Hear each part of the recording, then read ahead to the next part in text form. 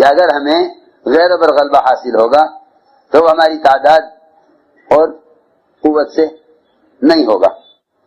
غیروں کے اسلام میں داخل ہونے کا سبب مسلمانوں کی مادی طاقت نہیں ہے، بلکہ غیروں کے اسلام میں آنے کا جو سبب ہے وہ مسلمان کی اور غیروں کی زندگی کا ایسا فرق ہے کہ وہ غیر اپنے یہاں جس شعبے کو بھی دیکھتے ہیں اس شعبے میں ان کو تنگی نظر آتی ہے، اور مسلمانوں کے جس شعبے میں جاتے ہیں ان کو مسلمانوں کے شعبوں میں فراخی اور سہولت اور وسعت نظر آتی ہے۔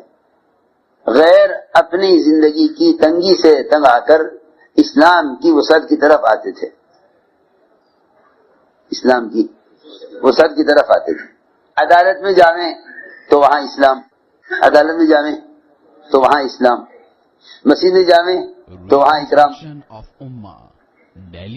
حضور اکرم صلی اللہ علیہ وسلم مشرکین کو تقسیم کر دیا کرتے تھے مسلمانوں پر، جاؤ ان کا اکرام کرو، انہیں کھلاؤ پلاؤ اور ان کو دعوت دو، انہیں کھلاؤ پلاؤ، ان کا اکرام کرو۔ جو بھی ٹکڑا روٹی کا آتا مشرک جو ہے مسلمان کے ہاتھ میں، وہ پہلے اپنے مشرک قیدی کو دیتا کہ یہ ہمارا مہمان ہے۔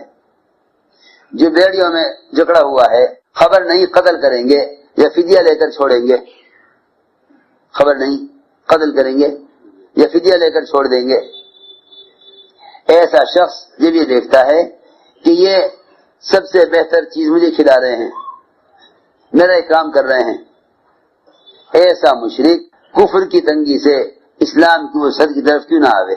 بات یہ ہے کہ اسلام وہ تو زندگی کے تمام شعبوں کا نبیوں کے طریقوں پر اور سنتوں پر آنا ہے، یہ نہیں کہ اگر مسلمانوں کی اکثریت ہے تو اقلیت پر غالب آ جائیں گے۔ یہ دیکھا جائے گا کہ مسلمان کی عدالت میں فیصلہ ایک غیر مسلم کے خلاف ہوتا ہے یا غیر مسلم کی موافقت میں ہوتا ہے۔ اس زمانے میں مسلمانوں کا حال یہ ہے، اس زمانے میں مسلمانوں کا حال یہ ہے کہ اگر ایک قوم کا مسلمان کوئی غلطی کرے گا تو مسلمانوں کی دوسری جماعت اس کی غلطی کو معاف نہیں کرے گی، اس کی غلطی کو معاف نہیں کرے گی۔ صحابہ کے زمانے میں یہ بات تھی کہ اگر ایک مسلمان کسی کافر کو امان دے دے تو وہ کافر سارے مسلمانوں کے درمیان ایسا معمول ہو جاتا تھا جیسا ان سب کا سگا بھائی ہے، ان سب کا سگا بھائی ہے۔ اگر سارے صحابہ ایک مشرک کو قتل کرنے پر جمع ہو جائیں، اگر سارے صحابہ ایک مشرک کو قتل کرنے پر جمع ہو جائیں، سارے صحابہ ایک مشرک کو قتل کرنے پر جمع ہو جائیں، مگر ایک مسلمان صرف تمام صحابہ میں سے وہ اس کافر کو امان دے دے، اس کافر کو امان دے دے تو یہ کافر سارے مسلمانوں کے درمیان معمول ہو جاتا تھا، یہ کافر سارے مسلمانوں کے درمیان معمول ہو جاتا تھا، یہ کافر سارے مسلمانوں کے درمیان معمول ہو جاتا تھا۔ کیوں؟ اس لیے کہ ایک مسلمان نے اگر کسی کافر کو امان دے دی تو اس کافر کی طرف کوئی نظر اٹھا کر دیکھ نہیں سکتا، کوئی اس کی طرف ہتھیار نہیں اٹھا سکتا۔ سنو، یہ تھی مسلمانوں کی اجتماعیت۔ اس زمانے میں اگر ایک مسلمان کو معاف کر دے گا تو دوسری قوم کے مسلمان اس مسلمان کو معاف نہیں کریں گے۔ دور صحابہ میں ایک ایسا کافر جس کے قتل پر سارے صحابہ مجتمع ہوں اور اس کو ایک مسلمان اس کو امان دے دے، کوئی یہ نہیں کہے گا کہ تم نے اس کو امان کیوں دی، ہم تو اس کو قتل کریں گے۔ میں عرض کرنا چاہتا ہوں کہ اس زمانے میں مسلمان چاہے وہ کسی بھی درجے کے ہوں، وہ ایمان کی وہ صفت کھو چکے ہیں جس سے مسلمانوں کے آپس کی اجتماعیت باقی رہتی تھی۔ ایمان کی وہ صفت کھو چکے جس سے مسلمانوں کے آپس کی اجتماعیت باقی رہتی تھی۔ سنو غور سے، میں نے ساری باتیں سمجھانے کے لیے عرض کی تھی کہ مسلمان کی عدالت سے بھی غیر اسلام کو سمجھتے تھے۔ یہ نہیں کہ اگر مسلمان کی تلوار سخت ہے تو کافر اسلام میں داخل ہو جاوے۔ اگر کوئی مشرک تلوار کو دیکھ کر کلمہ پڑھ بھی دے اور مسلمان یہ سوچ کر قتل کر دے کہ اس نے تو جان بچانے کے لیے کلمہ پڑھا ہے، تو اللہ تعالیٰ کے یہاں، اللہ کے رسول کے یہاں یہ مسلمان کافر کی جگہ پر آ جائے گا۔ سنو کچھ کہہ رہا، اگر کوئی مشرک تلوار کے ڈر سے کلمہ پڑھ لے، تلوار کے ڈر سے کلمہ پڑھ لے، دل کے ارادے سے نہ پڑھے، تلوار کے ڈر سے کلمہ پڑھ لے، تو یہ قتل کرنے والا مسلمان اللہ کے رسول کے یہاں اس کافر کی جگہ پر آ جائے گا۔ سنو غور سے بات، اسلام تو ساری اقوام کو اپنے اندر داخل کرنے کے لیے ہے، ساری اقوام کو اپنے اندر داخل کرنے کے لیے ہے۔ اسلام ون وے ہے، کیا ہے؟ آنے کا راستہ ہے، جانے کا راستہ کوئی نہیں ہے۔ صرف اسلام میں آنے کا ہی راستہ ہے، نکلنے کا کوئی راستہ نہیں ہے، نکلنے کا کوئی راستہ نہیں ہے۔ اسلام میں آمد ہی آمد ہے، اسلام سے خروج کا کوئی راستہ نہیں ہے، کہ اسلام میں تو آمد ہی آمد ہے، نکلنے کا کوئی راستہ نہیں ہے۔ میں عرض کر رہا تھا کہ ایک صحابی نے ایک کافر کا پیچھا کیا، دوڑے اس کے پیچھے، وہ بھی بھاگا۔ جب اس نے دیکھا کہ میں بچ نہیں سکتا تو اس نے کہا اشہد ان لا الہ الا اللہ۔ صحابی کو خیال ہوا کہ اگر اسے کلمہ پڑھنا ہی ہوتا تو اور پہلے سے پڑھ لیتا، اگر یہ کفر سے رجوع اب کر رہا تلوار دیکھ کر تو اس کا کلمہ پڑھنا جان بچانے کے لیے ہے۔ حضور اکرم صلی اللہ علیہ وسلم نے ان صحابی کو اتنی ملامت کی کہ تم نے اس کے کلمہ پڑھنے کے بعد اس کو کیسے قتل کر دیا۔ صحابی نے عرض کیا جان بچانے کے لیے پڑھ رہا تھا، آپ نے فرمایا اگر اس کا دل پھاڑ کر بھی دیکھ لیتے تب بھی تمہیں کلمہ نظر نہ آتا۔ میری بات توجہ سننی پڑے گی،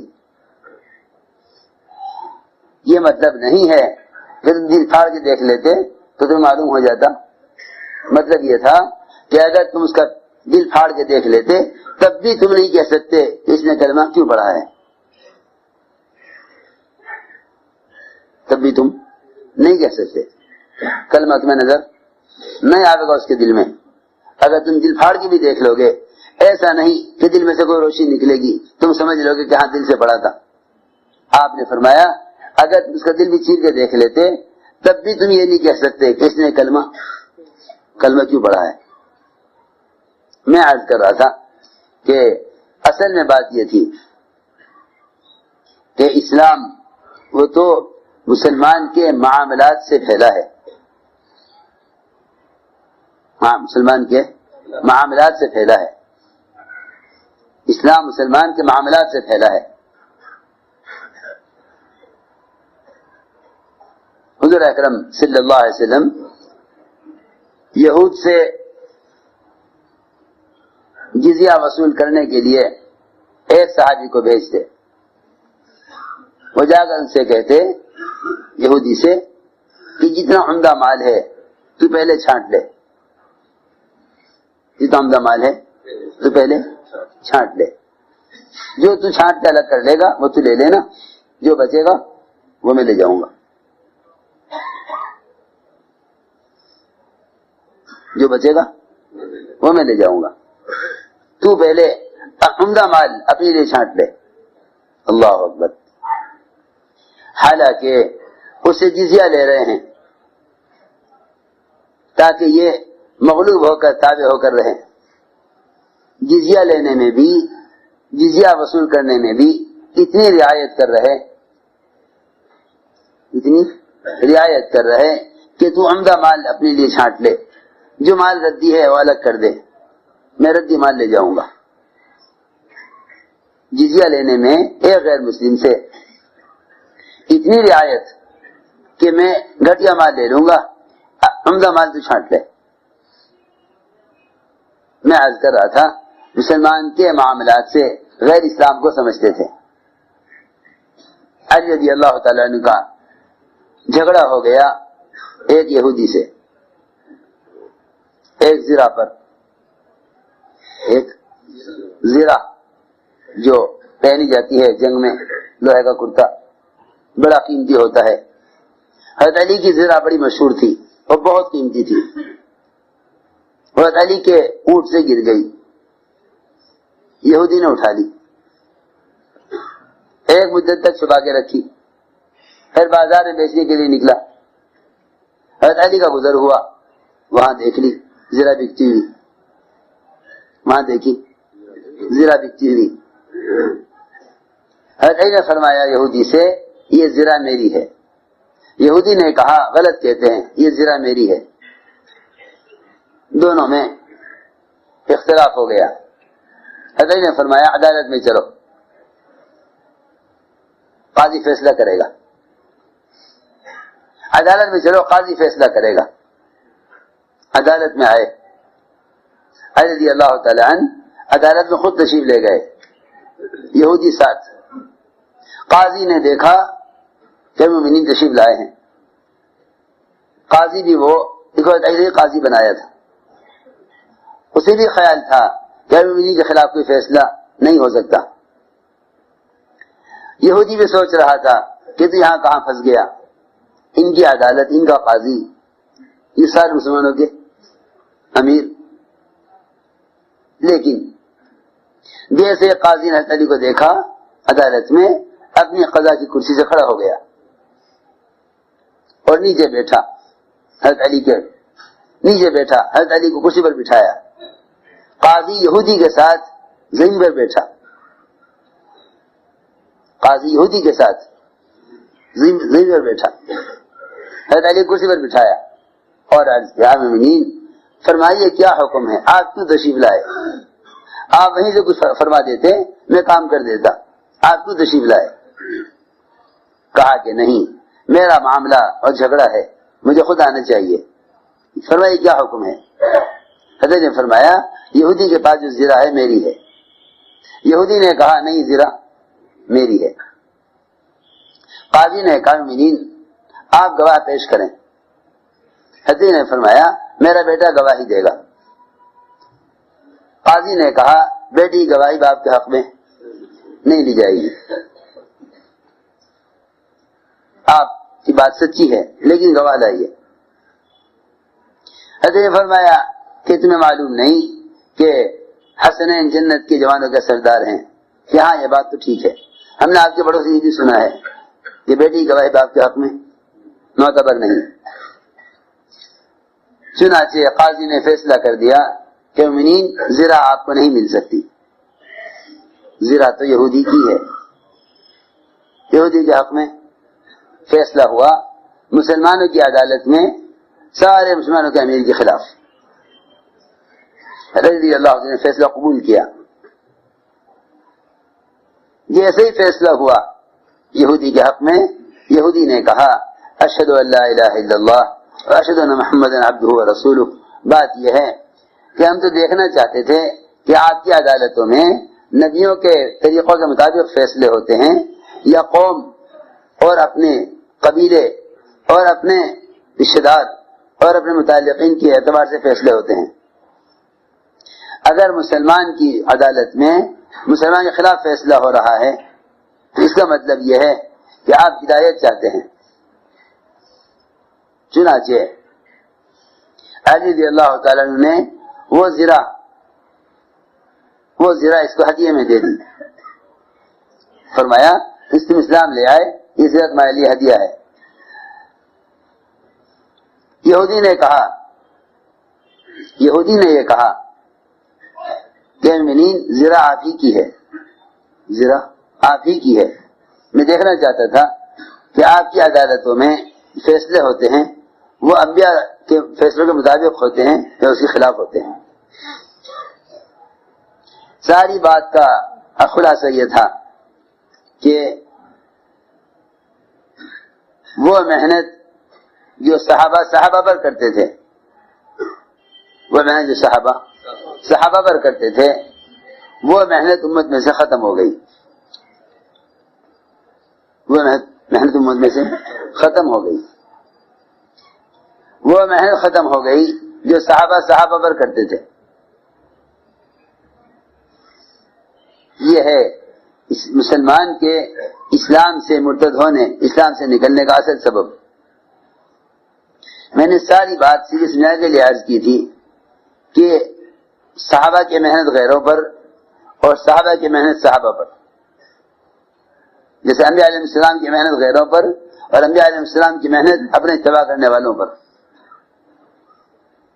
انبیاء کی محنت اپنی اتباع کرنے والوں پر، انبیاء علیہ السلام کی محنت اپنے اتباع کرنے والوں پر غیروں سے کہیں زیادہ تھی، غیروں سے کہیں زیادہ تھی۔ حضور اکرم صلی اللہ علیہ وسلم اپنے صحابہ پر محنت فرماتے، صحابہ پر محنت کرتے۔ اس لیے میں نے عرض کیا کہ ایمان لانے کا جو حکم ہے وہ ایمان والوں کے لیے ہے، ایمان لانے کا حکم ایمان والوں کے لیے۔ فرمایا یا ایھا الذین آمنوا آمنوا، اے ایمان والو تم ایمان لاؤ، اے ایمان والو تم ایمان لاؤ۔ اس زمانے میں لوگ سمجھتے ہیں کہ دعوت غیروں کے لیے ہے، نہیں، دعوت اصل میں سب سے زیادہ مقدم اور اہم مسلمان کے لیے ہے۔ مسلمان کی دعوت دینا مسلمان کو، اس لیے کہ غیر امر معروف اور نہی منکر کے مکلف نہیں ہے، غیر امر معروف اور نہی منکر کے مکلف نہیں ہے۔ یہی دعوت ہے، یہی دعوت ہے، یہی دعوت ہے کہ بھلائی کا حکم کرو، برائی سے روکو۔ اس کا سب سے زیادہ حقدار اور اس کی محنت کا میدان خود مسلمان ہے، خود مسلمان ہے۔ غیروں کو دعوت اسلام کی ہے، غیروں کو دعوت اسلام کی ہے۔ کیا مطلب اسلام کی دعوت کا؟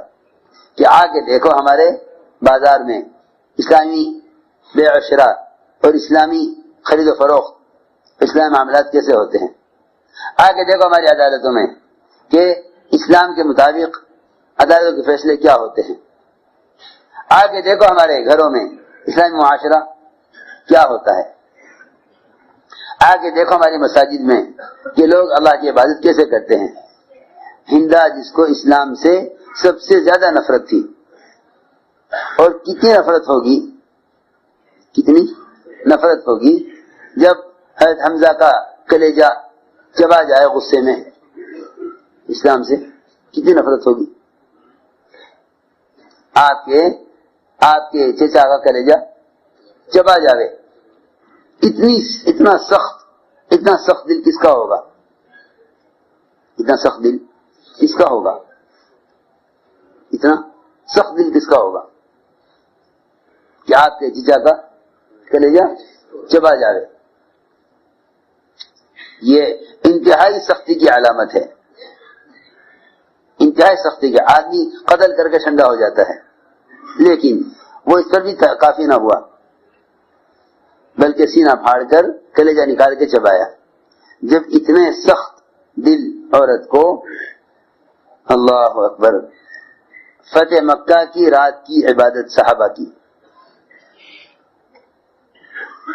فتح مکہ کی رات کی عبادت۔ آج مسلمانوں کو اگر دنیا میں مادی لائن سے کوئی کامیابی مل جاتی ہے تو ناچتے ہیں سڑک پر کہ ہمیں یہ کامیابی حاصل ہو گئی۔ اگر ان کے غیروں سے مطالبات میں سے کوئی مطالبہ پورا ہو جاتا ہے تو یہ ناچ گانے سے خوشیاں مناتے ہیں۔ صحابہ کرام مکہ مکرمہ میں فاتحانہ داخل ہوئے، فتح مکہ کی رات میں صحابہ میں ایک بھی مسجد حرام میں سونے والا نہیں تھا۔ سارے صحابہ ایسے اجتماعی طور پر عبادت میں مشغول تھے کہ ہندا یہ منظر دیکھ کر مسلمان ہو گئے، منظر دیکھ کر مسلمان۔ ابو سفیان نے کہا بھی یہ کیا ہوا، تو اسلام سے بڑی سخت نفرت کرتی تھی، اسلام کے بڑی سخت خلاف تھی۔ اب ہندا نے کہا اے ابو سفیان، تو نے وہ منظر نہیں دیکھا رات کے صحابہ کے رونے کا اور اللہ کے سامنے شکر ادا کرنے اور اللہ کی عبادت کا جو منظر میں نے دیکھا ہے، تو نے منظر نہیں دیکھا۔ صحابہ ایسے مجتمع تھے عبادات پر کہ اس ماحول میں آنے والا کافر نماز پہلے پڑھ لیا کرتا تھا، اسلام بعد میں قبول کرتا تھا، اسلام بعد میں قبول کرتا تھا۔ واصل بن اسقع رضی اللہ عنہ نے اسلام پہلے قبول کر لیا، اسلام لائے نماز پڑھنے کے بعد۔ اس زمانے کا مسلمان اسلام میں پیدا ہو کر بھی نماز نہ پڑھے، اس زمانے میں غیر مسلم اسلام لانے سے پہلے ہی نماز پڑھ لے۔ واصل بن اسقع رضی اللہ عنہ نے نماز پہلے پڑھی، نماز پہلے پڑھی، اسلام بعد میں قبول کیا۔ آپ صلی اللہ علیہ وسلم اپنی مسجد میں آنے والے ہر نئے آدمی کو اچھی طرح جانتے تھے۔ ہماری مسجد کی جماعتوں میں ایک بیماری یہ پیدا ہو گئی کہ وہ اپنے متعلقین کو جانتے ہیں، غیر متعلقین کو نہیں جانتے۔ حضور اکرم صلی اللہ علیہ وسلم محراب میں تھے، واصل بن اسقع آخری صف میں تھے، ساری مسجد بھری ہوئی ہے، آخری صف میں واصل بن اسقع ہیں۔ آپ نے تمام صحابہ میں محراب سے آخر سے بیٹھنے والے نئے آدمی کو پہچان لیا کہ یہ آدمی نیا آیا ہے۔